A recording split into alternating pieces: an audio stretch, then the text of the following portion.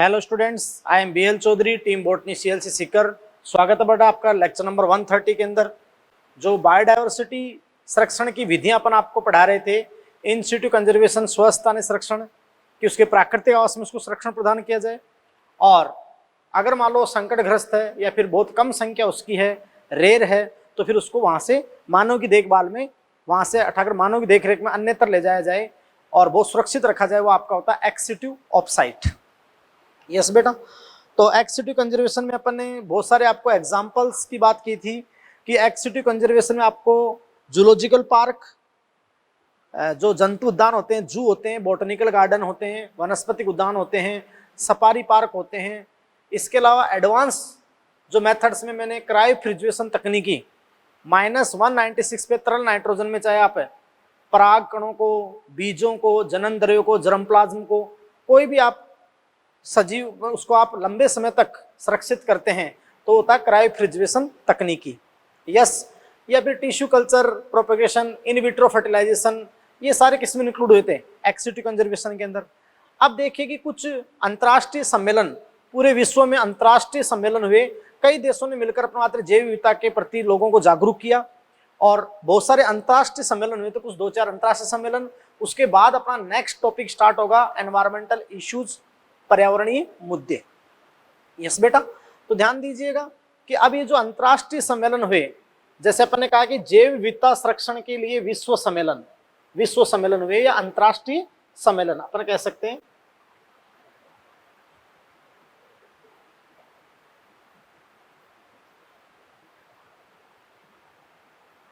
तो जैव विविधता को बचाने के लिए आप जानते हैं बेटा कि अंतर्राष्ट्रीय सम्मेलन, अब आप जानते हो बेटा अंतर्राष्ट्रीय प्रयास किए गए। तो सबसे पहला जो देखो प्रयास आपके सामने आया वो क्या था?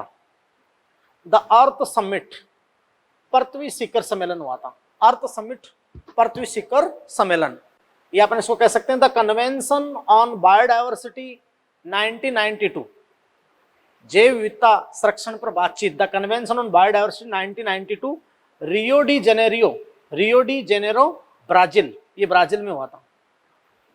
यस बेटा, तो 1992 में। और इसको आपने एजेंडा 21 के नाम से भी इसको कहा गया था, एजेंडा 21। देखिए बेटा कि इसके क्या क्या लक्ष्य थे। इसका फर्स्ट लक्ष्य था कि जैव विविधता का संरक्षण किया जाए, जैव विविधता का संरक्षण किया जाए। जो पृथ्वी शिखर सम्मेलन हुआ कन्वेंशन ऑन बायोडायवर्सिटी 1992 में, रियो डी जेनेरियो में, ब्राजील में। यस बेटा, और ये आप जानते हो 29 दिसंबर 1993 से ये समझौता होने के बाद इसकी कई शर्तें लागू हुई थी। तो उसमें पहला था जैव विविधता का संरक्षण। फिर आप जानते हो बेटा कि जैव विविधता का संपोषणशील उपयोग, कि बहुत नैतिक उपयोग किया जाए, उसका अतिदोहन नहीं किया जाए। तो जैव विविधता का संपोषणशील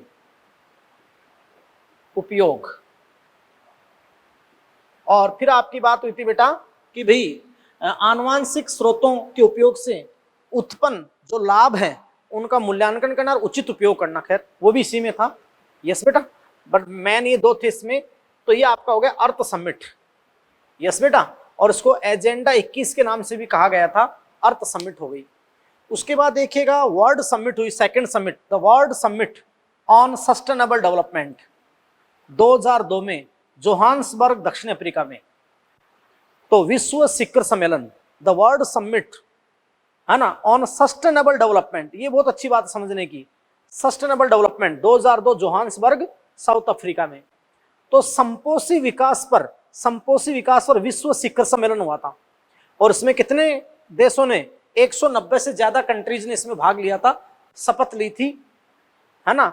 इसमें क्या है बेटा, ये सस्टेनेबल डेवलपमेंट क्या है, ये संपोषी विकास क्या है? संपोषी विकास क्या है कि भाई जितने भी नेचुरल रिसोर्सेज हैं, प्राकृतिक संसाधन हैं, आप समझ सकते हैं कि ये समाप्य हैं, कि ज्यादातर लिमिटेड हैं। अगर अपन इनका अविवेकपूर्ण यूज करेंगे तो खत्म हो जाएंगे। तो इसमें क्या कहा गया, शपथ ली गई सस्टेनेबल डेवलपमेंट, संपोषी विकास। ऐसी लाइनें बेटा इनसाइड से निकाल कर आपको पढ़नी है। तो संपोषी विकास क्या होता है? प्राकृतिक संसाधनों का विवेकपूर्ण उपयोग, जिससे वो आने वाली पीढ़ियों के लिए सुरक्षित बचे रह सकें। तो प्राकृतिक संसाधनों का विवेकपूर्ण प्रयोग जिससे वो आने वाली पीढ़ियों के लिए सुरक्षित रह सकें, यह आपका होता है सस्टेनेबल डेवलपमेंट, संपोषी विकास। बात को समझे बेटा। फिर देखो थर्ड एक छोटा सा और रियो +20, ये सम्मेलन फिर हुआ रियो डी जनेरियो ब्राजील में, ये 2012 में फिर हुआ आपका सम्मेलन 2012 में, रियो +20 सम्मेलन रियो डी जनेरियो ब्राजील में ही। यस बेटा, बात को समझ रहे हैं। तो ये कुछ अंतरराष्ट्रीय सम्मेलन जो जैव विविधता को बचाने के और संसाधनों के उचित विवेकपूर्ण यूज, ताकि वो आने वाली पीढ़ियों के लिए क्या रह सकें, सुरक्षित रह सकें, और जैव विविधता के इंपॉर्टेंस को इनमें बताया गया। तो ये बहुत इंपॉर्टेंट है, एनसीईआरटी में अच्छा क्वेश्चन आ जाता है। यस बेटा। इसके बाद देखो कुछ और पॉइंट जो मैं आपको इंपॉर्टेंट पॉइंट बता देता हूं जो पीछे के रह गए थे, या फिर ऐसे ही नॉर्मल, जैसे एशियाटिक वाइल्ड आस, एशियाई जो जंगली गधे हैं ये एंडेंजर्ड है बेटा, संकटग्रस्त हैं। कच्छ के मैदान या पाकिस्तान में पाए जाते हैं ये एशियाई जंगली गधे, एशियाटिक वाइल्ड आस, एशियाई जंगली गधे। यस बेटा। ऐसे रेड पांडा, लाल पांडा भी एंडेंजर्ड है, संकटग्रस्त है, और कंचनजंगा सिक्किम में पाया जाता है। ऐसे हंगुल, कश्मीर स्टेग बताया था मैंने, कश्मीर स्टेग जो Dachigam national park Jammu and Kashmir में, ये भी संकटग्रस्त है, ये भी बेटा क्या है, संकटग्रस्त। ऐसे ही साइबेरियन क्रेन, भरतपुर के केवलादेव में प्रवासी पक्षी आते हैं, साइबेरियन क्रेन, तो भरतपुर केवलादेव अभ्यारण्य में, या अब तो नेशनल पार्क है, तो उसमें आपके आते हैं, ये भी क्या है बेटा, संकटग्रस्त है। यस। तो ये मैंने आपको इंपॉर्टेंट पॉइंट बताए बेटा। इसके बाद में कुछ एक आधा पॉइंट और मैं आपको बताता हूं। देखो जैसे पेरियार नेशनल पार्क है केरल में, वो स्पेशली किसके लिए जाना जाता है बेटा, हाथियों के लिए जाना जाता है। तो देखो बेटा कि पेरियार वन्यजीव अभ्यारण्य था, अब तो आप जानते हैं कि वो नेशनल पार्क में चेंज हो गया। तो पेरियार नेशनल पार्क, ये बेटा केरल में है, केरल में स्पेशली देखो बेटा ये हाथी, या एक हाथी व एक आप एनिमल होता ओटर, ओटर के लिए जाना जाता है, स्पेशली हाथियों के लिए प्रसिद्ध है ये, एलिफेंट्स के लिए। पेरियार नेशनल पार्क, पहले वन्यजीव अभ्यारण्य था, अभी नेशनल पार्क है। बात को समझ रहे हैं, पेरियार नेशनल पार्क। और ये सारे पॉइंट्स मैंने आपको बता दिए थे। पहले ये मैंने बता दिया कि संसार का first national park Yellowstone national park था, भारत का फर्स्ट है हेली नेशनल पार्क, बाद में नाम पड़ गया उसका Jim Corbett national park, Jim Corbett national park. और ये सारे बातें मैंने आपको बेटा बता दी। और आप जानते हैं कि भारत का सबसे जो छोटा टाइगर रिजर्व है वो रणथंबोर नेशनल पार्क हो गया, अब तो सवाई माधोपुर में रणथंबोर नेशनल पार्क भारत का सबसे छोटा टाइगर रिजर्व है। बात को समझ रहे हैं। तो ये सारी बातें मैंने आपको बता दी। और एक क्वेश्चन जो पहले एक इंपॉर्टेंट पे आया था कि देखो बेटा, एक राचेल कार्सन ने एक बुक लिखी थी, साइलेंट स्प्रिंग, साइलेंट स्प्रिंग एक बुक लिखी थी। ये बुक किसने लिखी थी बेटा, ये आपके लिखी थी बेटा राचेल कार्सन ने, राचेल कार्सन ने बुक लिखी थी साइलेंट स्प्रिंग, साइलेंट स्प्रिंग। ये अच्छा क्वेश्चन आया था नीट एग्जाम के अंदर। यस बेटा, राचेल कार्सन की किताब थी, है ना, मतलब साइलेंट स्प्रिंग। क्लियर, इसको अपन बोल देते हैं राचेल कार्सन,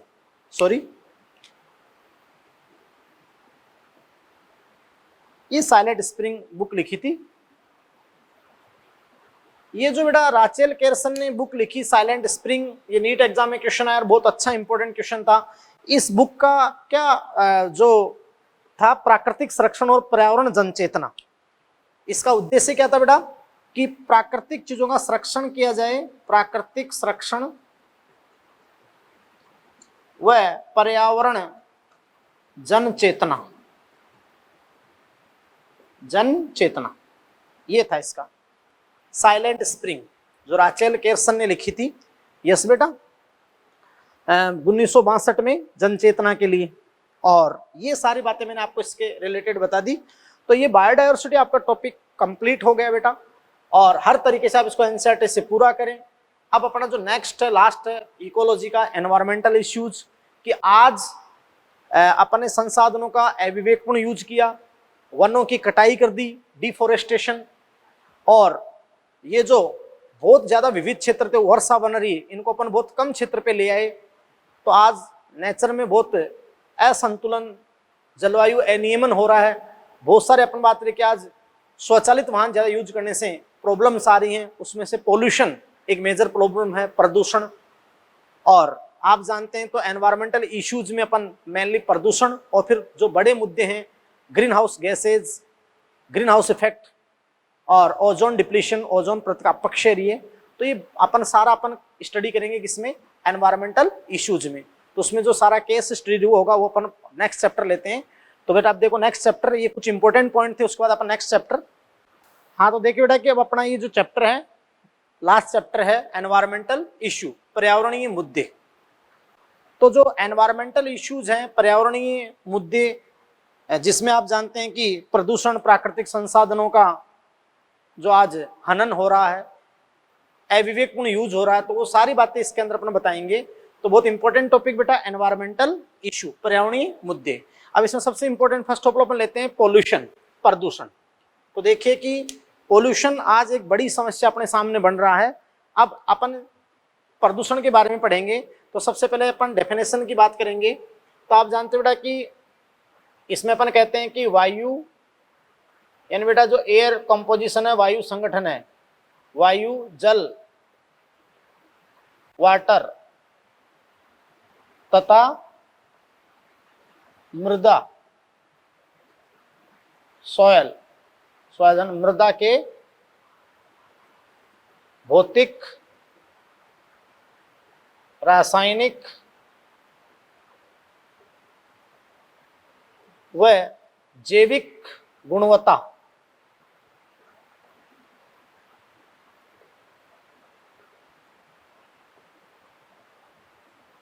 में होने वाले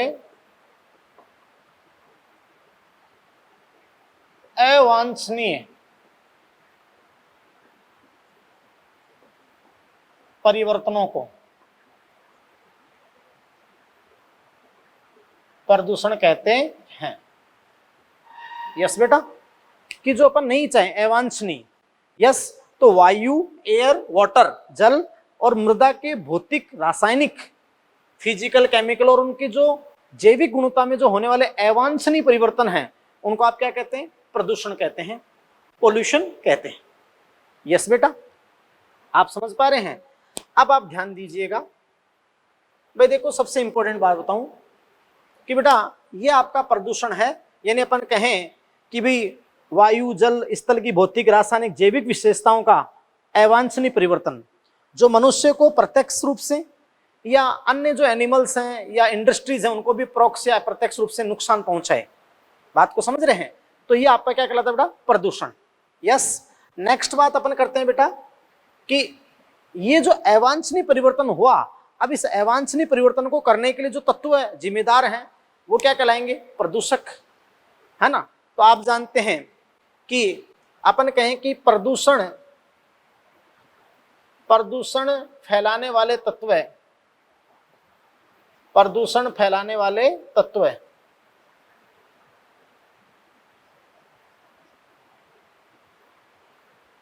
पोल्यूटेंट्स प्रदूषक कहलाते हैं।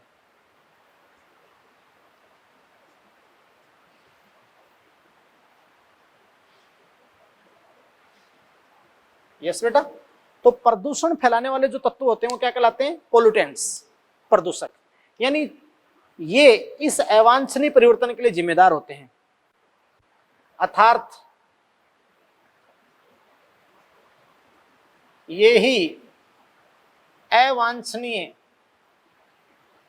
परिवर्तनों के लिए जिम्मेदार होते हैं।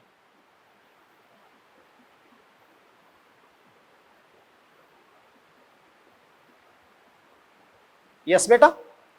अब ध्यान दीजिएगा बेटा कि जो पोल्यूटेंट्स होते हैं ये कितने टाइप के होते हैं, या कुछ इंपॉर्टेंट टाइप्स जो आपके लिए जरूरी होते हैं वो अपन पढ़ लेते हैं, जो एनसीईआरटी में आपके क्वेश्चन आ सकता है। यस, तो देखिए कि अपन बात करते हैं ये टाइप ऑफ पोल्यूटेंट्स, यानी प्रदूषकों के प्रकार, टाइप ऑफ पोल्यूटेंट्स।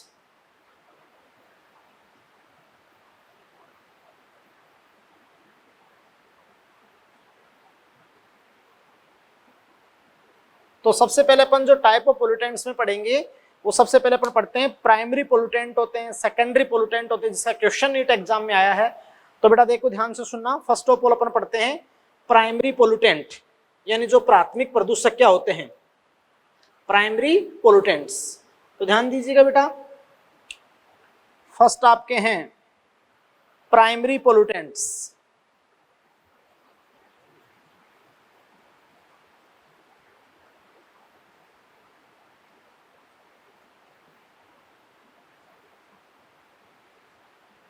प्राथमिक प्रदूषक।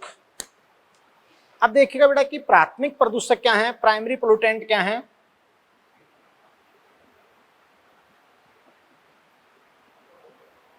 ये भी अपन 1 डिग्री पोल्यूटेंट भी इनको बोलते हैं, कि अपने स्रोत से मुक्त होने के बाद ये अपने मूल रूप में ही रहते हैं प्रकृति में। यस बेटा, अपने मूल रूप में ही रहते हैं। तो आप जानते हैं कि ये प्रदूषक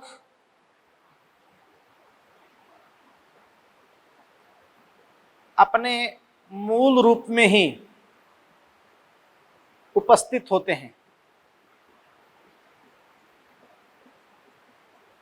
यानी स्रोत से मुक्त हुए ना बेटा, जिस सोर्स से रिलीज हुए तो उसी फॉर्म में नेचर में अपने मूल रूप में ही रहेंगे। तो ये प्रदूषक अपने मूल रूप में उपस्थित होते हैं। यस, फिर अपन बात करते हैं बेटा कि भाई ये मूल रूप में उपस्थित होंगे, जैसे कार्बन मोनोऑक्साइड है, डीडीटी है। तो अपना एग्जाम्पल की बात कर लेंगे, जैसे आप कहते हो बेटा कि प्राइमरी पोल्यूटेंट, तो डीडीटी इसी में आएगा, कार्बन मोनोऑक्साइड या CO2। वैसे CO2 सामान्य प्रदूषक नहीं है, अभी अपन बताएंगे। यस बेटा, इसकी ज्यादा मात्रा प्रदूषक होती है। यस, तो ये आपके होते हैं प्राइमरी पोल्यूटेंट्स। यस, यानी ये प्रदूषक जिस अवस्था में पर्यावरण मुक्त होते हैं ना, उसी मूल रूप में रहते हैं, अर्थात ये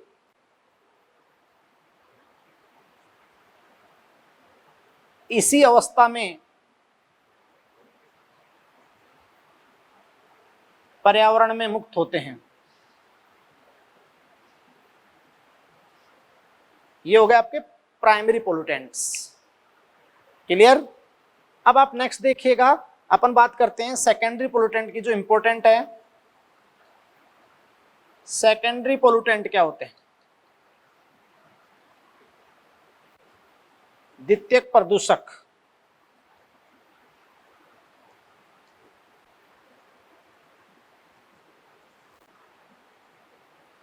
तो बेटा जो द्वितीयक प्रदूषक होते हैं, सेकेंडरी पोल्यूटेंट होते हैं, मैं आपको बता दूं कि भी ये प्राइमरी दो या दो से अधिक, अपन कहें कि ये प्राइमरी पोल्यूटेंट्स के मिश्रित होने से निर्मित होते हैं।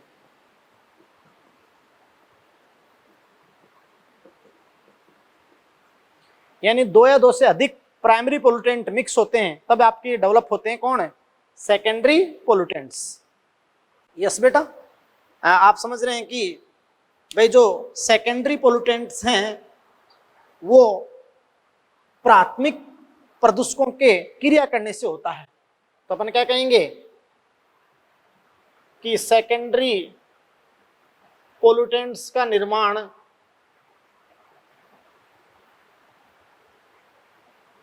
दो या दो से अधिक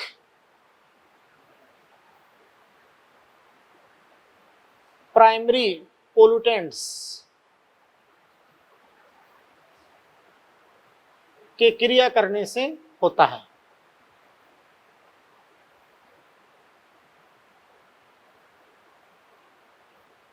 यस। तो ये आपके क्या है बेटा, सेकेंडरी पोल्यूटेंट्स। अब जैसे मैं एग्जांपल देता हूं यहाँ पर जैसे धुआं होता है, स्मोक, आप कहते हैं ना धुआं, स्मोक धुआं, प्लस एक होता है कोहरा, फॉग। तो ऐसे कई धुआं में कई तत्व होते हैं, वो मिलने से आप फॉग कोहरे के साथ मिल जाएं तो आपका बन जाता है स्मोग। क्या बन जाता है बेटा, स्मोग। ये सेकेंडरी पोल्यूटेंट है। और आप जानते हैं प्राइमरी की कंपैरिजन में ज्यादा अधिक खतरनाक होते हैं, तो आप क्या कहेंगे कि ये प्राइमरी की तुलना में अधिक खतरनाक होते हैं।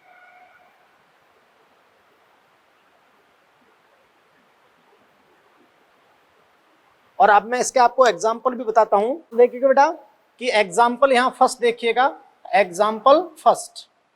तो फर्स्ट एग्जाम्पल अपन पढ़ते हैं, फोटोकेमिकल स्मोग। फोटोकेमिकल स्मोग यानी बेटा अपन कहते हैं प्रकाश रासायनिक धूम कोहरा।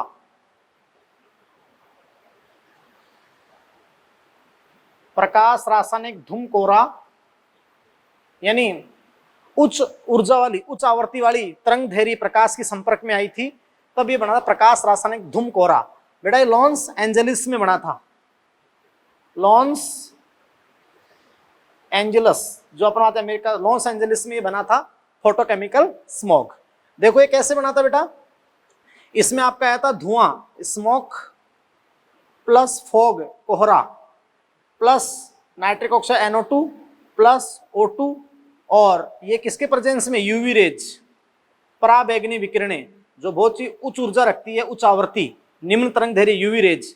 तो यहां बना था PN, पेन प्लस O3 के भूरे छल्ले बने थे, ब्राउन हेज, धुआं के भूरे छल्ले बने थे, ब्राउन हेज।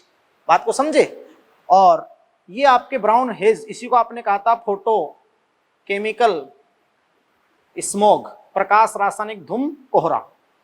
समझ रहे हो। अब देखिए यहां पर जो पेन है इसका फुल फॉर्म क्या है, पर ऑक्सी एसिटिल नाइट्रेट।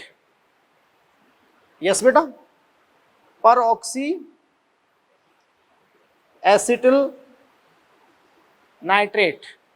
एक फुल फॉर्म कई बार आपके आ गई क्वेश्चन में। और 2018 में जो क्वेश्चन आया कि जो ओजोन होता ना, ओजोन ये भी सेकेंडरी पोल्यूटेंट है ना बेटा। ये 2018 में आपका क्वेश्चन आया था, बहुत ही इंपॉर्टेंट, क्योंकि ओजोन आप जानते हैं कि अपने सौर मंडल में अपने आसपास की ओजोन अपने लिए विषैली होती है और पौधों के लिए भी ETS को बंद कर देती है। तो आप समझ रहे बेटा कि विषैली होती है ओजोन, तो सेकेंडरी पोल्यूटेंट है। सौर मंडल में खराब ओजोन है, अपन समताप मंडल के ऊपर जो ओजोन मंडल है वो यूवी रेज को रोकता है, तो वो अच्छा ओजोन है, वो अपन आगे पढ़ेंगे ओजोन अपक्षय के अंदर। तो ये आप समझ रहे हैं कि फोटोकेमिकल स्मोग, मैंने एक एग्जाम्पल आपको दे दिया। क्लियर बेटा। अब देखिएगा कि एग्जाम्पल B, यहां पे दूसरा एग्जाम्पल क्या है, तो दूसरा एग्जाम्पल आपका है सल्फर स्मोग या लंदन स्मोग। तो वह कैसे बना था बेटा, मैं आपको बता देता हूं। एग्जाम्पल यहां B है बेटा,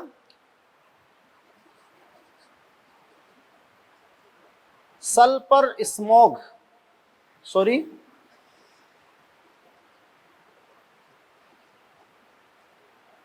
सल्फर स्मोग, इसको आपने क्या कहा था, लंदन स्मोग। लंदन में कई लोगों की मृत्यु हो गई थी, वहां सल्फ्यूरिक एसिड की वेपर बन गई थी। तो आप जानते हैं कि ये सल्फर स्मोग था। इसमें जो आपका सेकेंडरी पोल्यूटेंट बना वो कैसे बना बेटा, स्मोक प्लस फॉग। आप जानते हैं स्मोक वही धुआं है प्लस फॉग, लेकिन आप जानते हैं इस धुआं के अंदर क्या था, सल्फर डाइऑक्साइड था SO2 और कोयले की डस्ट, कोल डस्ट। तो ये आप जानते हो सल्फ्यूरिक अम्ल H2SO4 की वेपर वाष्प बन गई थी और कई लोगों की वहां सांस लेने से मृत्यु हो गई थी। तो ये आपका था sulphur smog, sulphur smog. Yes बेटा। और जानते हो सेकेंडरी पोल्यूटेंट्स मतलब खतरनाक होते हैं और इनके निर्माण की प्रक्रिया क्या कहलाती है, इनके निर्माण की प्रक्रिया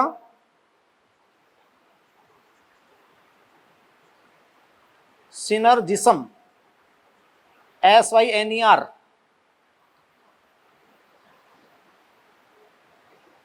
ये इनके वो दो या दो से अधिक प्राइमरी पोलूटेंट मिलने की इस विधि को अपन बोलते हैं, कुछ ज्यादा कुछ नहीं है, सिनर्जिज्म ये कहते हैं। यस बेटा, तो ये सारी बात आपके सामने हो गई। तो ये मैंने क्लियर कर दिया कि प्राइमरी पोलूटेंट्स क्या होते हैं और सेकेंडरी पोलूटेंट्स क्या होते हैं। क्लियर है। नेक्स्ट अपन और भी कुछ टाइप के पोलूटेंट्स पढ़ते हैं बेटा। जैसे कि अगर अपन कहें कि कुछ पोलूटेंट्स आपके होते हैं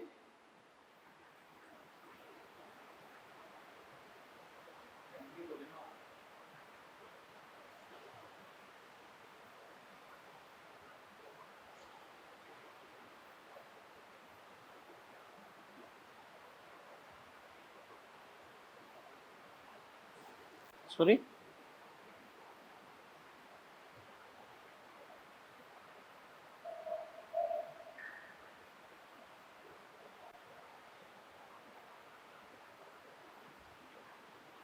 अगर अपन बेटा टाइप ऑफ पोलूटेंट और पोलूटेंट्स के कुछ टाइप पढ़ें तो ध्यान दीजिएगा।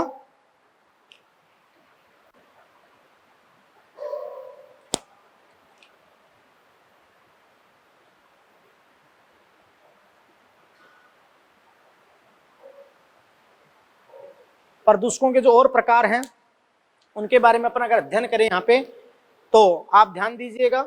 जैसे एक आपके होते हैं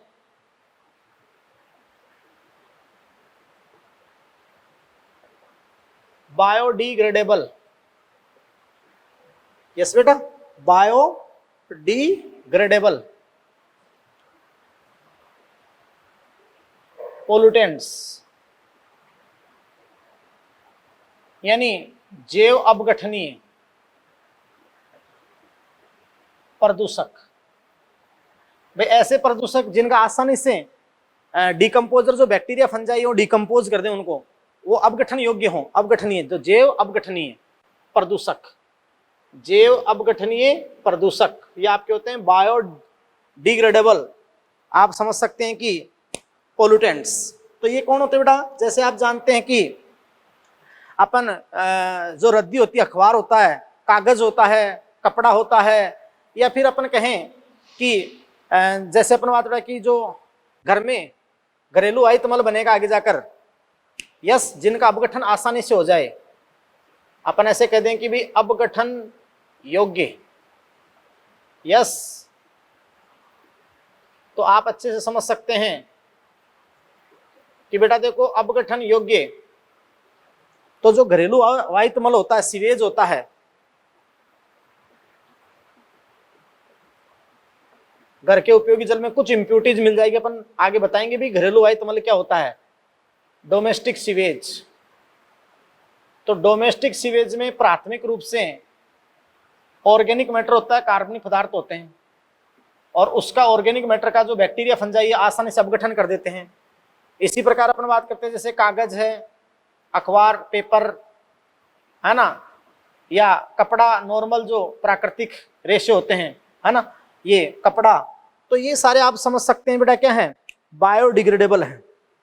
यस, या लकड़ी, जो लकड़ी होता है, मतलब कुल मिलाकर ऐसे पदार्थ जिनका अपघटक जीवाणु कवक आसानी से अपघटन कर दें, है ना, अपघटन योग्य जीवाणु कवक अपघटकों के द्वारा, है ना बेटा, आसानी से अपघटन कर दें और वो सोयल में मिनरल उनसे मुक्त हो जाए, फिर सोयल में मिल जाए। तो आप समझ सकते हैं कि बहुत सारी चीजों को वापस ले जाते हैं ना जो रद्दी वाले होते हैं। तो उसमें एक कैटेगरी होती है बायोडिग्रेडेबल पोल्यूटेंट, जैव अपघटनीय प्रदूषक। फिर अपन बात करते हैं बेटा कि जैसे नॉन बायोडिग्रेडेबल, नॉन बायोडिग्रेडेबल यानी जैव अनअपघटनीय, यानी जिनका अपघटन नहीं हो सके, नॉन बायोडिग्रेडेबल, ये ज्यादा खतरनाक होते हैं इनसे। तो आप समझ रहे हैं कि जिनका अपघटन नहीं हो सके, जैव अनअपघटनीय, जैसे मैं आपके सामने बात करता हूं कि जिन ऐसे प्रदूषक जिनका विघटन नहीं होता है या बहुत कम होता है, ऐसे प्रदूषक जिनका विघटन नहीं होता है, वो आपके हैं जैव अनअपघटनीय, नॉन बायोडिग्रेडेबल। और आप समझ सकते हैं कि भाई किनका अपघटन नहीं होगा, तो मैं आपको बता दूं यहाँ पे, जैसे कि बेटा अब डीडीटी है उसका अपघटन नहीं होगा, डीडीटी का, जैसे मरकरी है, पारा है, या फिर हैवी मेटल जितनी भी है, हैवी मेटल्स भारी धातुएं, जैसे ये कैडमियम है, कॉपर है ना, ये आप जानते हैं कि भाई जिनका एल्यूमिनियम के डिब्बे हैं, फिनोल के यौगिक हैं, बेंजीन हैं, बीएससी, या बहुत सारे पेस्टिसाइड्स होते हैं, बहुत सारे क्या होते हैं, पेस्टिसाइड्स। तो अभी यहाँ तो मैंने लिखा है DDT, mercury, heavy metal, cadmium, copper, aluminium के डिब्बे, वो भारी धातुओं में आ गए। विशेषतः हैवी मेटल में आएगी डी ब्लॉक की मेटल्स, डी ब्लॉक की मेटल्स, या जैसे कुछ कीटनाशक बीएससी होता है, और ये केमिकल पेस्टिसाइड्स होते हैं, रासायनिक कीटनाशी या कृमिनाशी पेस्टिसाइड्स, ये सारे आपके क्या होते हैं बेटा, नॉन बायोडिग्रेडेबल, जैव अनअपघटनीय। तो ये एक कैटेगरी होगी आपके सामने प्रदूषकों की। यस बेटा। इसके बाद देखो अपन कुछ और बात करते हैं कि प्रदूषण अन्य प्रकार के भी आपके होते हैं। जैसे मैं आपको कहूं कि मात्रात्मक प्रदूषक। तो अब आपका जो अगला टाइप होगा, जैसे मैं आपको कहूं बेटा मात्रात्मक प्रदूषण। तो मात्रात्मक प्रदूषण क्या होते हैं कि भी सामान्य अवस्था में वातावरण में रहते हैं, लेकिन ये नॉर्मली प्रदूषक नहीं होते हैं, है ना। इनकी अगर मात्रा बहुत ज्यादा बढ़ जाए तभी ये प्रदूषक माने जाते हैं, मात्रात्मक प्रदूषण। जो आप जानते हैं कि क्वांटिटेटिव पोल्यूटेंट्स जो होते हैं, क्वांटिटेटिव पोल्यूटेंट्स,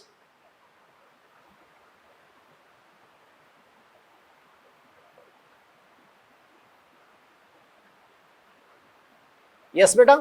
आप कहोगे कि ये सामान्य मात्रा में वायुमंडल में उपस्थित होते हैं,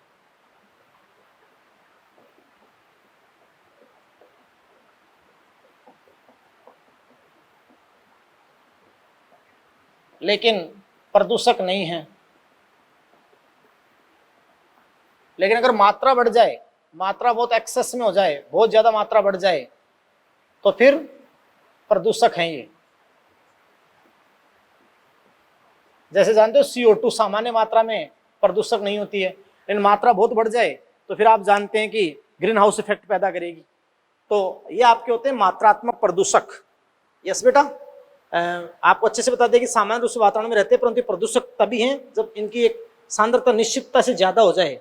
CO2 है, या नाइट्रोजन ऑक्साइड होता है ना, NO2 भी, ये भी। दूसरे आपके क्या है, गुणात्मक प्रदूषक।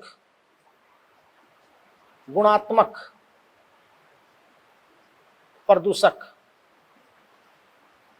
Qualitative pollutants. तो क्वालिटेटिव पोल्यूटेंट्स क्या है बेटा, ये आप समझ सकते हो कि भाई ये सामान्य रूप से वातावरण में नहीं होते, लेकिन मनुष्य के क्रियाकलापों से प्रवेश करते हैं। सामान्य रूप से वातावरण में होते ही नहीं है।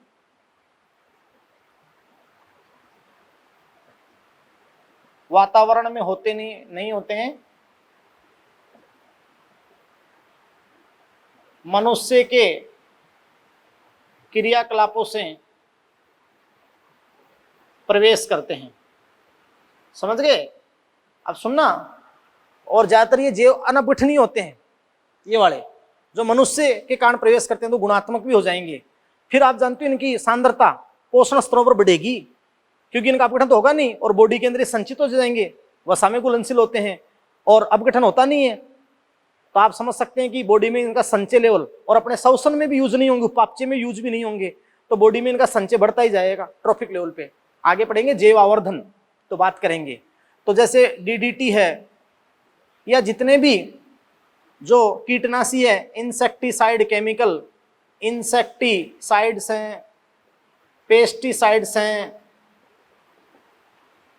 या जो खरपतवारनाशी होते हैं ना, हर्बिसाइड्स, खरपतवारनाशी, ये सारे सामान्य नहीं होते हैं, लेकिन मनुष्य क्रियाकलापों से प्रवेश करते हैं, फिर आप जानते हैं कि ट्रॉफिक लेवल पे इनकी मात्रा बढ़ जाती है, तो फिर उच्च ट्रॉफिक लेवल के जीवों के लिए खतरनाक हो जाते हैं। तो ये आपके होते हैं गुणात्मक प्रदूषक। क्या होते हैं? गुणात्मक प्रदूषक। यस बेटा।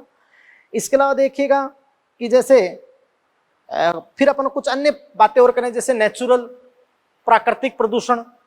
तो प्राकृतिक प्रदूषण क्या होता है बेटा कि प्राकृतिक स्रोत, धान के खेत दलहन में CH4 या जंगल में आग लग जाए तो ये नेचुरल है। और मानव जनित मानवीय क्रियाकलापों से जो आपके कृत्रिम होते हैं, मानव जनित क्रियाकलापों से वो आपके कृत्रिम होते हैं, उनको वो भी तो नेचर दे सकते हैं। बात को समझ रहे हैं? ये बात है।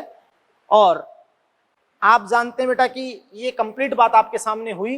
तो ये अपन ने सारे टाइप्स कुछ ऐसे बताए। यस बेटा।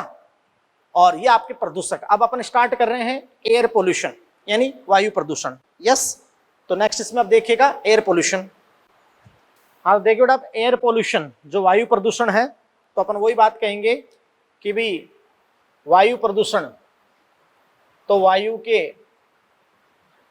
यानी एयर का जो कंपोजिशन होता है बेटा, संगठन होता है, जैसे 78% आपकी नाइट्रोजन होती है, 21% ऑक्सीजन होती है, 1% अदर गैसेज होती हैं, जो अक्रिय गैसें होती है, 0.003 कार्बन डाइऑक्साइड होती हैं।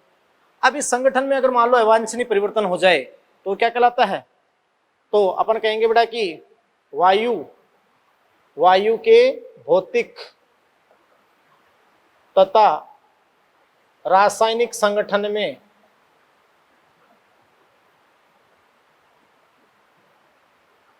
अवांछनीय परिवर्तन।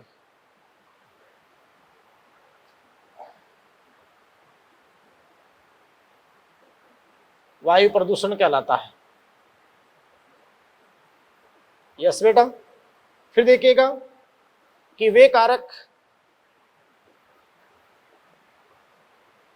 जो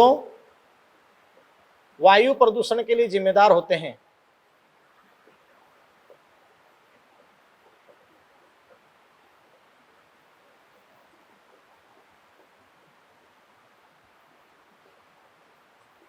वायु प्रदूषक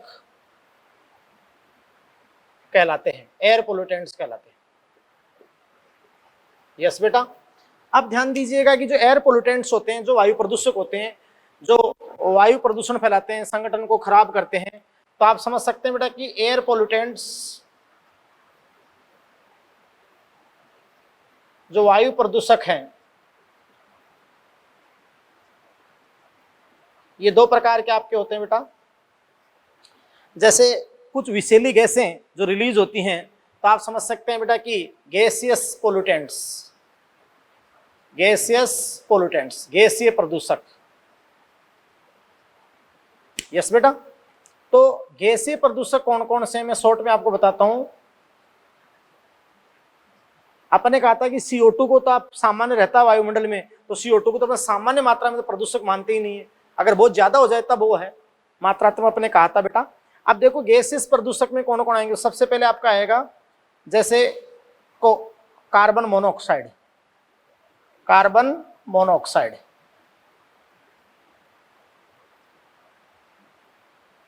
यस बेटा।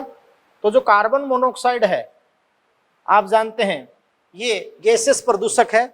और अपने क्या कहा बेटा कि भी स्वचालित वाहनों से निकलने वाला मुख्य वायु प्रदूषक है ना। मुख्यतः वाहनों में जो डीजल पेट्रोल दहन होता है, जीवाश्म ईंधन का, फॉसिल फ्यूल का दहन होता है, तो वहां से कार्बन मोनोऑक्साइड रिलीज होता है।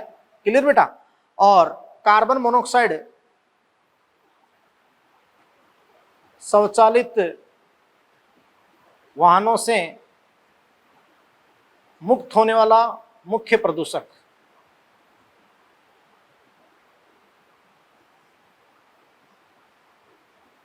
यस बेटा। इसके अलावा देखो आप दिमाग लगाएं कि भी जो कार्बन मोनोऑक्साइड होता है ये हानिकारक होता है, क्योंकि श्वास के द्वारा अगर थोड़ा सा भी अपने अंदर चला गया तो हीमोग्लोबिन के साथ स्थायी यौगिक बना लेता है कार्बोक्सी हीमोग्लोबिन। और फिर आप जानते हो हीमोग्लोबिन के रक्त के जो परिवहन की क्षमता हो, रक्त परिवहन की क्षमता कम हो जाती है, तो एफाइक्सिया, श्वास रोध से आदमी की मृत्यु हो सकती है। जैसे बंद कमरे में अंगीठी जलाने से व्यक्ति की मृत्यु हो जाती है। तो जीवाश्म ईंधन के दहन से आपका निकलता है कार्बन मोनोऑक्साइड। जो रक्त में हीमोग्लोबिन से क्रिया करके स्थायी यौगिक बनाता है कार्बोक्सीमोग्लोबिन, रक्त की ऑक्सीजन वहन क्षमता को कम कर देता है, तो श्वास रोध हो जाने से मृत्यु हो जाती है। बात को समझ रहे हैं? तो बेटा देखो कि ये आपका हो गया गैसेस प्रदूषक कार्बन मोनोऑक्साइड। क्लियर? इसके अलावा देखो जब डीजल पेट्रोल या जीवाश्म ईंधन का दहन होता है तो वो पूरे नहीं जलते हैं, क्योंकि हाइड्रोकार्बन पूरे नहीं जलते हैं, तो क्या बचते हैं? अदहित हाइड्रोकार्बन। अब देखो बेटा कि अदहित हाइड्रोकार्बन में मैं आपको बता देता हूं अनब्रंट हाइड्रोकार्बन। जैसे आप जानते हो 3,4 बेंजीपायरीन, मीथेन, CH4, ये सारे तो ये होते हैं अदहित हाइड्रोकार्बन। जो एरोमेटिक हाइड्रोकार्बन होते हैं ये बहुत सारे कैंसर ही उत्पन्न करते हैं, तो ये आपके हो गए गैसेस पोल्यूटेंट में शॉर्ट में बता रहा हूं आपको। तो अदहित हाइड्रोकार्बन, अनब्रंट हाइड्रोकार्बन जो डीजल पेट्रोल जीवाश्म ईंधनों के जलने से निकलते हैं, बचते हैं, और आप जानते हो फेफड़ों में कैंसर करते हैं क्योंकि एरोमेटिक हाइड्रोकार्बन है। यस बेटा। और फिर अपन बात करते हैं जैसे अदर, अपन और कहीं बात करें जैसे NO2, ये जो नाइट्रिक ऑक्साइड होता है, नाइट्रिक ऑक्साइड हो गया। यस बेटा। और आप समझ सकते हैं कि जीवाश्म ईंधन कोयला पेट्रोल डीजल के जलने से ये बनता है NO2। फिर आप जानते हो एक आपका होता है SO2, सल्फर डाइऑक्साइड। तो आप दिमाग लगाना बेटा, इन बातों को समझना कि जो SO2 है सबसे हानिकारक गैस से प्रदूषक है, सबसे हानिकारक गैस से प्रदूषक।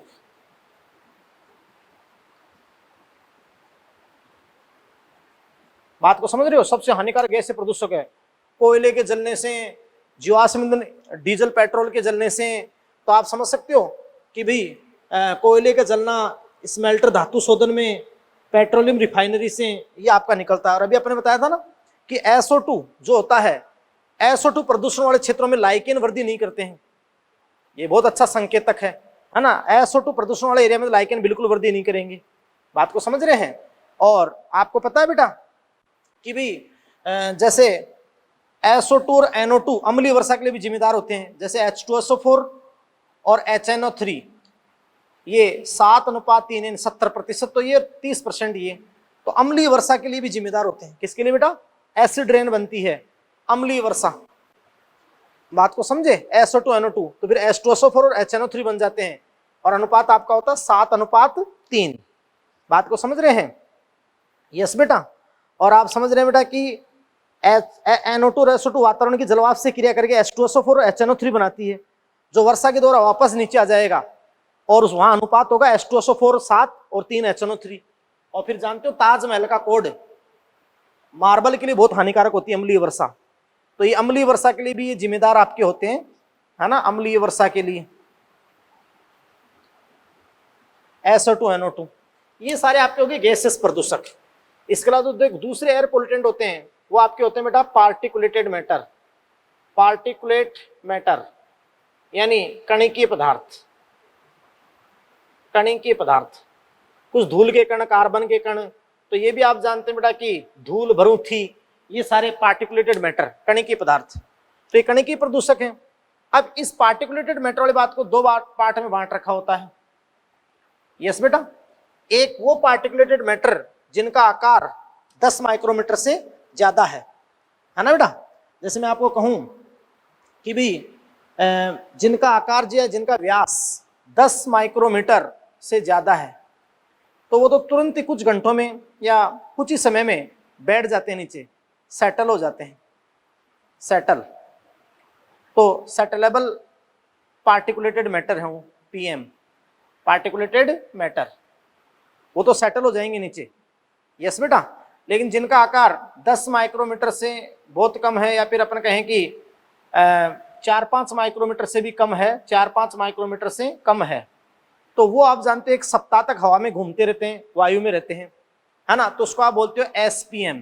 क्या बोलते हो? SPM, suspended particulate matter. और आप जानते हो बेटा सीपीसीबी, सीपीसीबी होता है central pollution control board, new Delhi, central pollution control board new Delhi. ये जो दिल्ली में केंद्रीय प्रदूषण नियंत्रण केंद्र है CPCB, central pollution control board, उसके अनुसार 2.5 या 2.5 माइक्रोमीटर या इससे कम के कणकीय प्रदूषक बहुत हानिकारक होते हैं। हम अपने श्वास में, अपने श्वसन मार्ग से चले जाते हैं और एफाइसेमा, अस्थमा, बहुत सारे डिजीज पैदा करते हैं। तो ये आपके होते हैं बेटा कणकीय प्रदूषक, पार्टिकुलेटेड मैटर। यस बेटा। अब आप ध्यान दीजिएगा कि जो बहुत इंपॉर्टेंट बात मैं आपको यहां बताऊंगा वो क्या है बेटा, वो ये है कि अब अपन वायु प्रदूषण की एनसीईआरटी में जो लाइन लिख रखी है और फिर इसके रोकथाम के लिए इन विषैली गैसों को या कणकीय प्रदूषण को हटाने के लिए कई सारे उपकरण काम में लिए जाते हैं। तो वो उपकरण कौन कौन से हैं ये अपन बात करेंगे। यस बेटा। तो देखो, जो ताप विद्युत संयंत्र हैं, धातु पिघलाने वाले संयंत्र हैं, स्मेल्टर। यस बेटा। और जो बहुत सारे उद्योग धंधे हैं वहां से अपन बात करते हैं। तो अपन कहते हैं बेटा कि ताप विद्युत संयंत्रों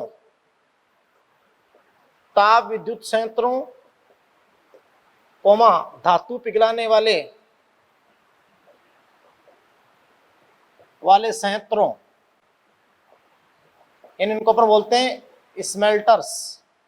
जो प्रगलन, वात्या भट्ठी होती है ना, प्रगलन कराते हैं।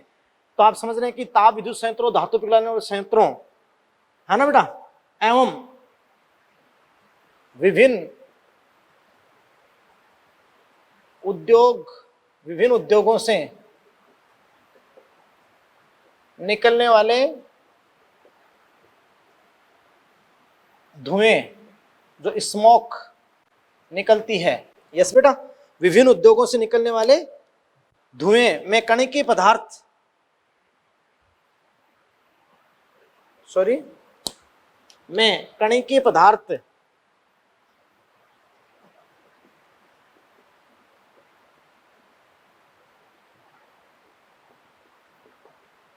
यानी पार्टिकुलेटेड मैटर बेटा, पार्टिकुलेट मैटर पीएम, कणकीय पदार्थ तथा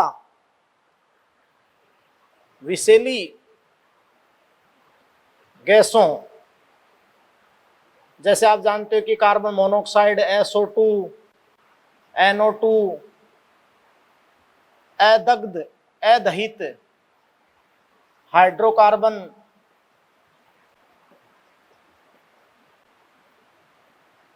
के साथ साथ कुछ अहानिकारक गैसें भी होती है। साथ साथ कुछ अहानिकारक गैसें,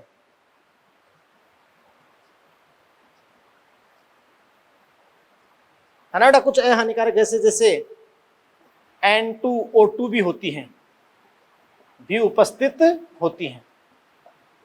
तो बेटा जो ये ताप विद्युत संयंत्र हैं, धातु पिघलाने संयंत्र हैं, स्मेल्टर्स हैं, उद्योग धंधे हैं, इनकी चिमनियों से, इनके एग्जॉस्ट से, धुआं उत्सर्जक से, इनके धुएं में कई सारे कणकीय प्रदूषक, पार्टिकुलेट मैटर और विषैली गैसें SO2, NO2 और अदहित हाइड्रोकार्बन के साथ साथ कुछ अहानिकारक गैसें N2O2 भी उपस्थित होती है। यस बेटा। अब आप जानते हो इन अहानिकारक गैसों को अपन बात बेटा, या इन जो उद्योग धंधों से निकलने वाले धुएं को वातावरण में मुक्त करने से पहले, या इन अहानिकारक गैसों को मुक्त करने से पहले, इसमें से जो हानिकारक थे कणकीय पदार्थ, पार्टिकुलेट मैटर और ये विषैली गैसों को क्या करना पड़ेगा, हटाना पड़ेगा बेटा, है ना बेटा। तो आप कहोगे कि इन सभी संयंत्रों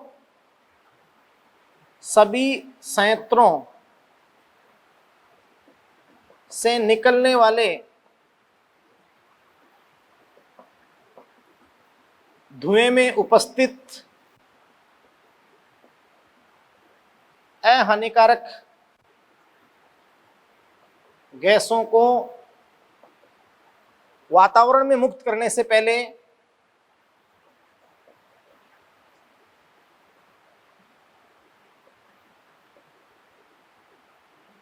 है ना बेटा, वातावरण में मुक्त करने से पूर्व आप जानते हैं जो कणिकीय प्रदूषक थे और जो विषैली गैस हैं उनको हटाने के लिए कई उपकरण काम में लिए जाते हैं। कणिकीय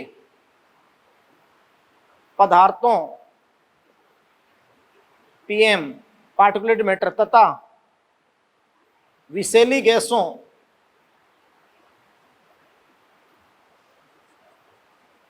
को हटाने के लिए कई उपकरण काम में लिए जाते हैं। यानी बेटा कई सारे उपकरण जो आप समझ रहे हो कि उन वायु प्रदूषकों को हटा सके ताकि वायु शुद्ध रहे, तो कई सारे उपकरण काम में लिए जाते हैं। और उनमें से जो प्रमुख उपकरण हैं मैं आपको बता दूं कि जैसे एक तो आपके होते हैं कणिकीय प्रदूषकों को हटाने के लिए प्रेसिपिटेटर्स होते हैं आपके।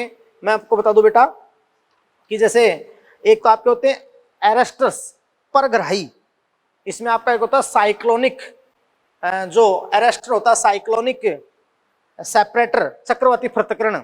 जैसे जो कम नमी वाले कणिकीय प्रदूषक हैं तो खूब तेज हवा में अपन उनको घुमाते हैं और फिर आप जानते हो वो जैसे अपन छाछ से घी निकाल लेते हैं ना, तो वो आपकी जो विधि होती है बहुत ही इंपॉर्टेंट, यानी अपकेंद्रीय बल के द्वारा वायु तो ऊपर आ जाएगी और कण नीचे बैठ जाएंगे तो हटा देंगे, लेकिन वो तो बहुत नॉर्मल है।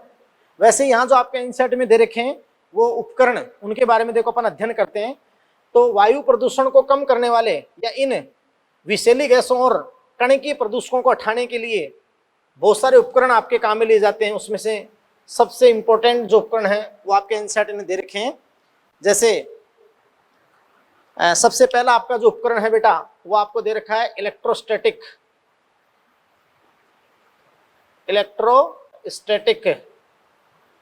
प्रेसिपिटेटर।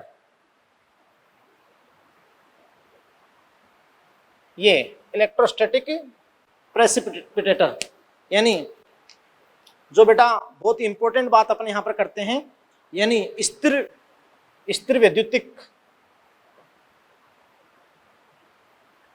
वैद्युत अवक्षेपित्र, यह आपका होता है इलेक्ट्रोस्टैटिक प्रेसिपिटेटर आपका होता है। यस, तो बहुत ही इंपॉर्टेंट होता है। आप जानते बेटा इसका उपयोग किस लिए किया जाता है ना, मतलब इसका प्रयोग जो किया जाता है वो धुएं में उपस्थित कणिकीय पदार्थों को पार्टिकुलेटेड मैटर को हटाने के लिए किया जाता है। तो अपन सीधी लाइन लिखेंगे कि भी इसका उपयोग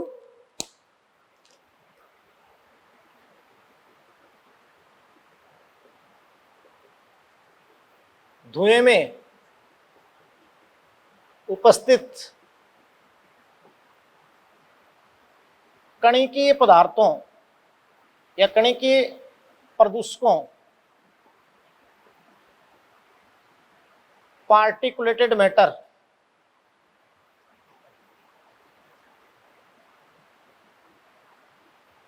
को हटाने के लिए किया जाता है।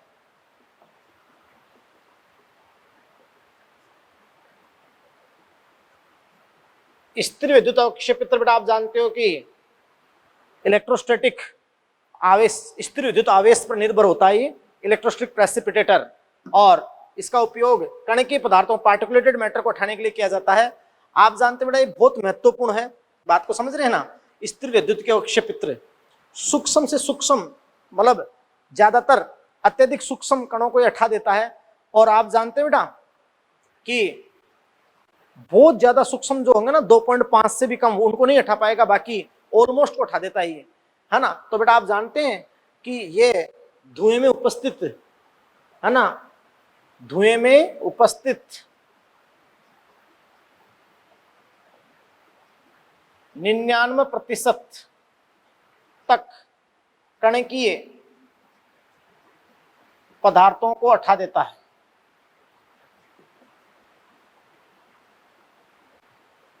रिमूव कर देता है बेटा। कौन? Electrostatic precipitator. और आप जानते हो विद्युत आवेश के नियम पर यह आधारित है। क्लियर बेटा? तो ध्यान से सुनना, ये किस वे पे काम करता है, बहुत इंपॉर्टेंट।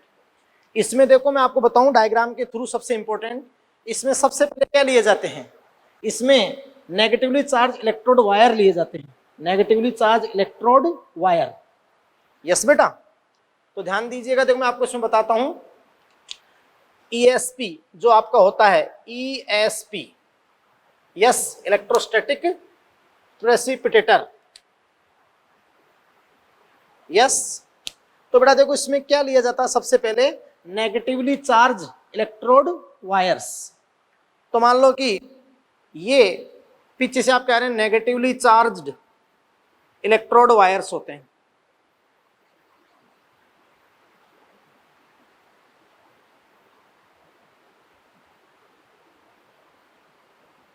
ध्यान से सुनना भाई। तो बेटा ये बहुत ही ज्यादा नेगेटिवली चार्ज्ड इलेक्ट्रोड वायर्स ये आपके होते हैं। यस, ध्यान देना है यहां पर, बहुत इंपॉर्टेंट। क्लियर? अपन एक बार फिर से बनाते हैं, थोड़ा अच्छे से ध्यान से सुनना भाई। देखो सबसे पहले बेटा अपन यहां बात करते हैं, इस पेन से बता देता हूं कि देखो यहां सबसे पहले अपन लेते हैं बेटा negatively charged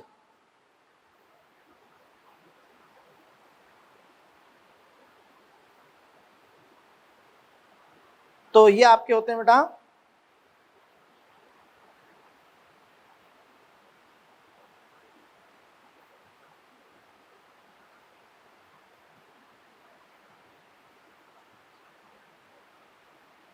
negatively charge electrode wire, है ना, ऋणावेशित इलेक्ट्रोड तार। अब इनसे अपन क्या करते हैं, हजारों वोल्ट गुजारते हैं। हजारों वोल्ट गुजारेंगे तो चारों तरफ electron discharge corona, electron discharge corona. ये लो जी,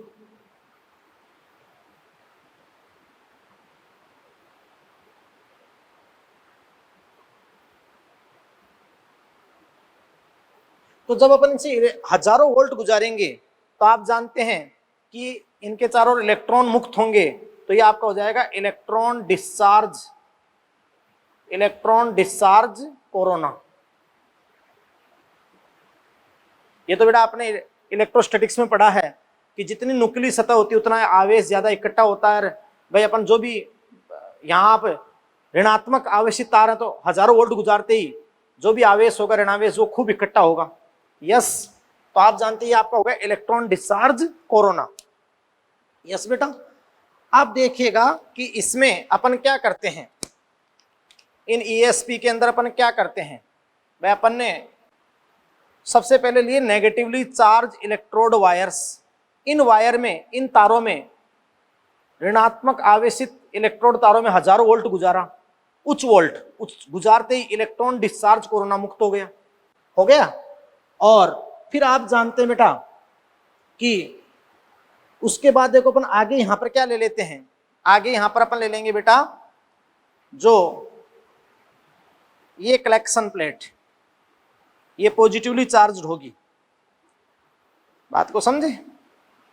तो ये कलेक्शन प्लेट होगी आपकी। अब आगे यहां पर पॉजिटिवली चार्ज कलेक्शन प्लेट जो जिंक की बनी होगी, ये आपकी होगी पॉजिटिवली चार्ज्ड कलेक्शन प्लेट, संग्राहक प्लेटें।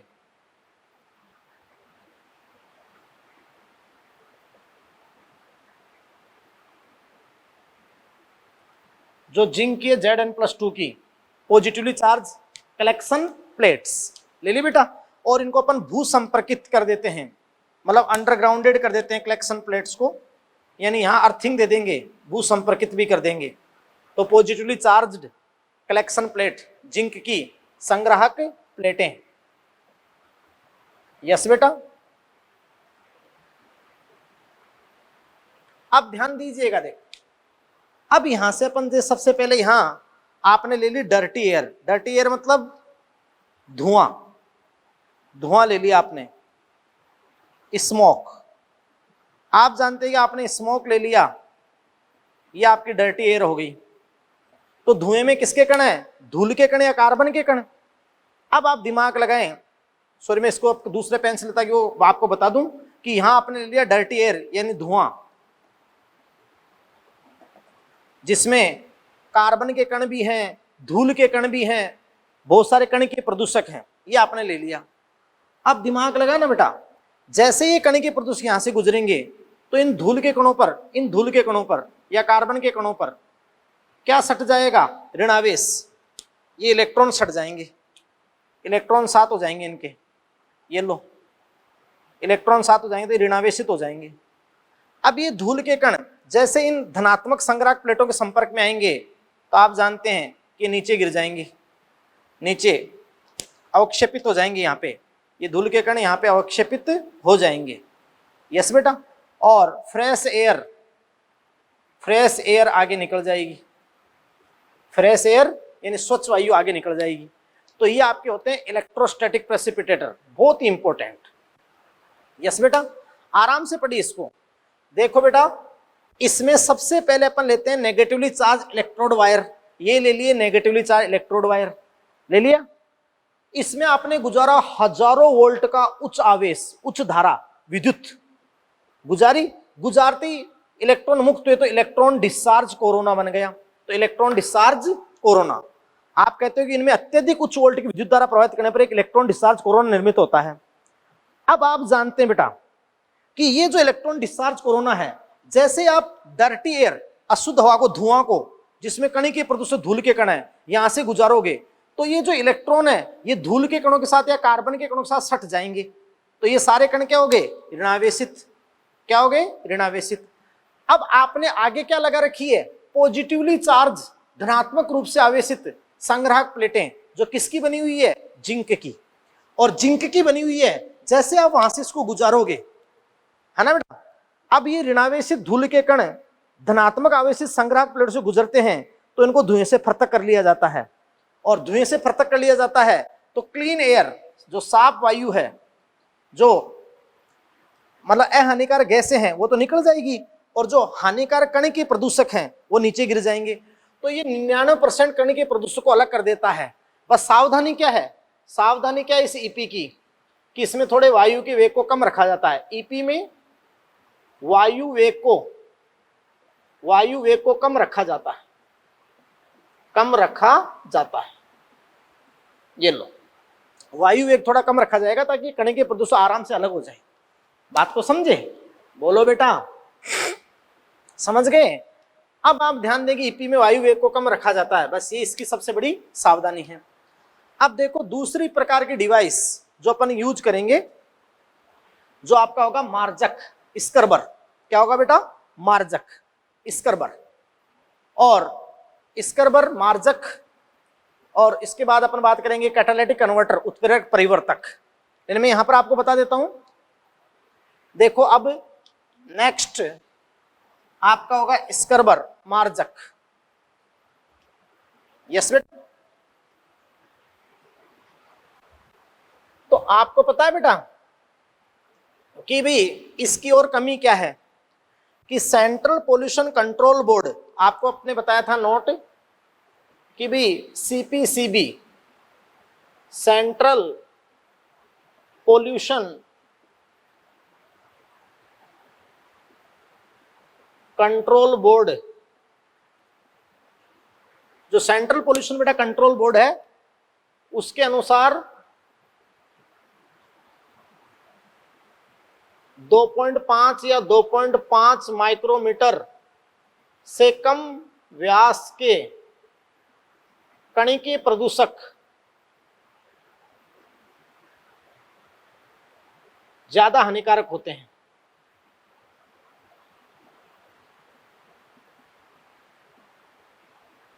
यानी अपने मनुष्य के लिए बहुत ज्यादा हानिकारक होते हैं वो, है ना, क्योंकि फेफड़ों में पहुंच जाते हैं। यस बेटा।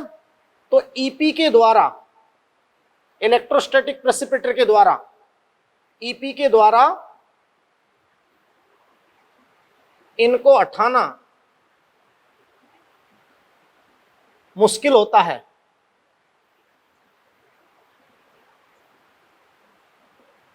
यस बेटा। अतः अपन मार्जक स्क्रबर, मार्जक जो दूसरी डिवाइस है मार्जक स्क्रबर प्रयुक्त करते हैं। यस बेटा। और ये मार्जक जो प्रयुक्त करते हैं ये तो SO2 जैसी विषैली गैस को बैठा देता है। यस बेटा। मार्जक स्क्रबर है ना। तो आप जानते हैं बेटा कि जो मार्जक होता है स्क्रबर होता है वो अब अपन पढ़ेंगे। तो देखिए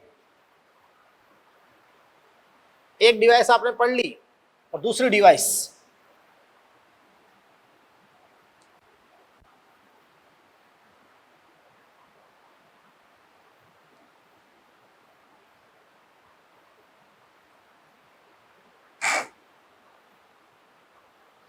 ये देखिए बेटा कि दूसरी डिवाइस क्या होती है, स्क्रबर। बहुत इंपॉर्टेंट बेटा, यानी मार्जक। तो मार्जक क्या होते हैं कि ये अत्यधिक महीन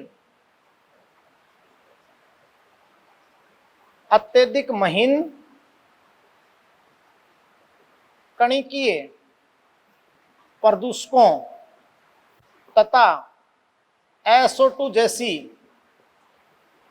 विषैली गैसों को बैठा देते हैं।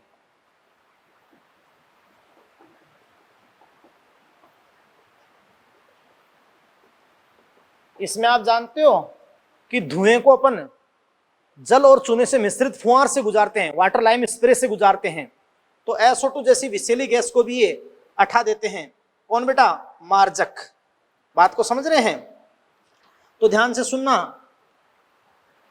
देखो बेटा कि मार्जक का क्या डायग्राम होता है। मार्जक इस रूप में आपके होते हैं, मैं आपको बता दूं।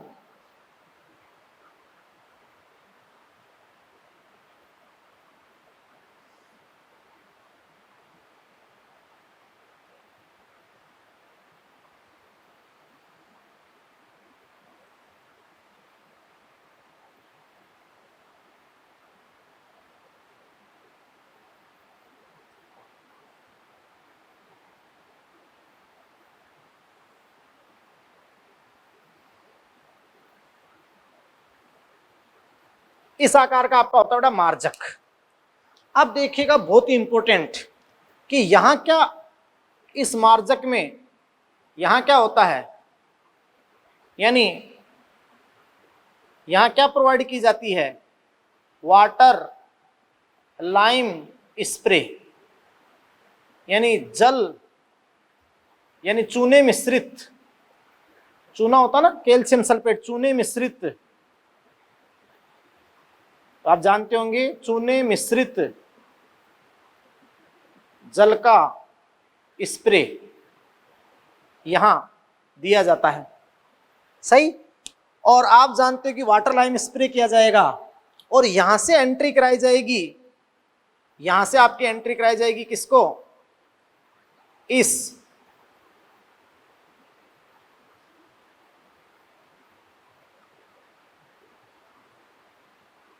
यानी बेटा आप जानते हो कि यहां से एंट्री कराई जाएगी इस डर्टी एयर की। डर्टी एयर यानी धुआं। यस। धुएं की जैसे ही एंट्री कराई जाएगी तो उसमें SO2 जैसी विषैली गैस है, ये SO2 इस चूने से क्रिया कर लेगी और चूने से क्रिया करके ये CaSO4 कैल्शियम सल्फेट का यौगिक, स्थायी यौगिक बना लेती है। तो SO2 जैसी गैस भी रुक गई और जो पार्टिकुलेटेड मैटर था PM, वो PM इस जल से जैसे ही मतलब यहां गीला होगा तो पार्टिकुलेटेड मैटर यहां आकर गिर जाएगा नीचे। ये PM पार्टिकुलेटेड मैटर, जो महीन से महीन कणिकीय प्रदूषक हैं, कणिकीय पदार्थ, वो भी गिर जाएंगे। बात को समझे? कणिकीय पदार्थ, पार्टिकुलेटेड मैटर। यस, पार्टिकुलेटेड मैटर, ये तो गीले होकर आर्द्र होकर वैसे ही वजनदार हो जाएंगे, नीचे गिर जाएंगे। और जो SO2 विषैली गैस है SO2 जैसी, वो भी चूने से क्रिया करके कैल्शियम सल्फेट बनाकर अवक्षेप बना लेगी अवक्षेप और रुक जाएगी, और यहां आपकी निकल जाएगी क्या, क्लीन एयर, क्लीन एयर। तो ये आपके होते हैं मार्जक, स्क्रबर।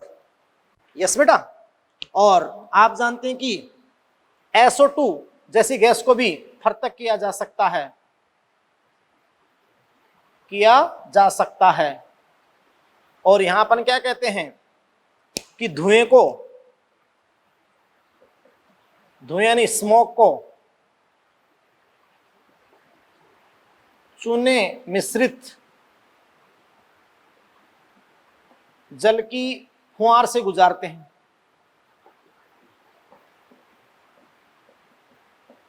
यस बेटा, ये लो। अब देखिएगा एक कैटेगरी और है, स्वचालित वाहनों में प्रदूषण को कम करने के लिए कैटालिटिक कन्वर्टर लगाते हैं। कैटालिटिक कन्वर्टर, उत्प्रेरक परिवर्तक।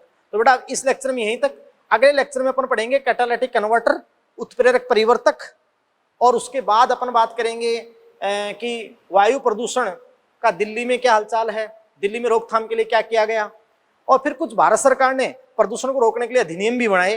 तो आप पूरा NCERT से वर्ड टू वर्ड पढ़ के आओगे। और अपन उत्प्रेरक परिवर्तक, कैटालिटिक कन्वर्टर एक डिवाइस और रह गई जो वायु प्रदूषण में इन विषैली गैसों को या पार्टिकुलेट मैटर को, जैसे स्वचालित वाहन डीजल पेट्रोल दहन करते हैं, तो आजकल जो लग्जरी गाड़ी आ रही है उनके धुआं उत्सर्जक में कैटालिटिक कन्वर्टर, उत्प्रेरक परिवर्तक लगाए जाते हैं। तो बहुत अच्छा क्वेश्चन वहां से बनता है, वो भी करवाएंगे। फिर आगे अपन दिल्ली में केस अध्ययन वायु प्रदूषण, और फिर अपन सुरक्षा अधिनियम जितने बने हैं, और उसके बाद अपन जल प्रदूषण और आगे के सारे एक्टिविटीज कराएंगे। तो इस लेक्चर में यहीं तक बेटा। Thank you very much.